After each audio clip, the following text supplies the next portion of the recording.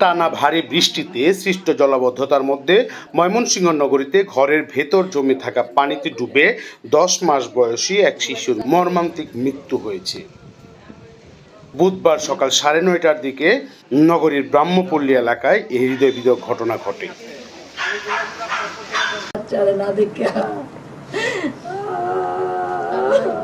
নিহত আজনান আমিন তালুকদার আয়াস নগরের ডিবি রোড এলাকার বাসিন্দা, রেজওয়ানুল আমিন তালুকদার আবির ও বন্যা আক্তার দম্পতির একমাত্র সন্তান।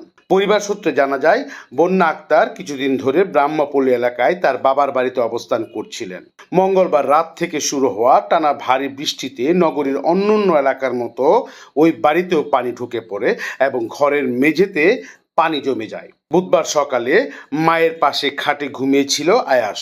পরিবারের অজান্তে কোনো এক সময় ঘুমের মধ্যে খাট থেকে নিচে পড়ে গিয়ে জমে থাকা পানিতে ডুবে যায় সে।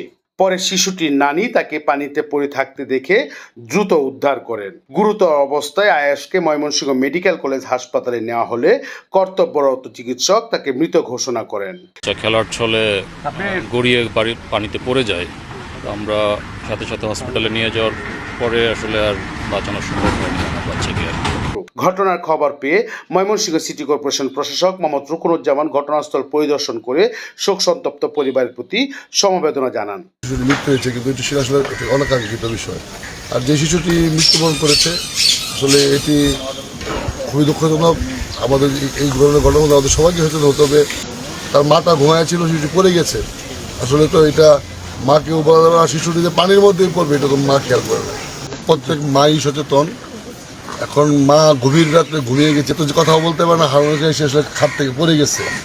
মা তো ওই বাচ্চাটিকে লালন মনে ব্যস্ত। মা সচেতন অবশ্যই, কিন্তু আমি আবারও অনুরোধ জানাবো প্রত্যেকটা পরিবারকে, যেসব এলাকায় গলিতে পানি উঠে আমরা দুঃখ প্রকাশ করছি যে কোনোভাবেই এই দায় আমরা এড়াতে পারি না, কিন্তু ড্রেনের ব্যবস্থা তো আমরা রাতারাতি পরীক্ষা করতে পারলাম। তবে ওইসব গলিতে পানি উঠে এসব অভিভাবকদেরকে আমি অনুরোধ জানাবো, যেহেতু আমি এই গত 4 মাসে পারতেছি না, 4 মাসে বর্ষা চলতেছে, আমরা আগামী বছর পর্যন্ত এইরকম বৃষ্টি হলে আমরা অভিভাবকদেরকে সচেতন হতে হবে যেন বাচ্চাটাকে আরেকটু সতর্কভাবে রাখা হয়।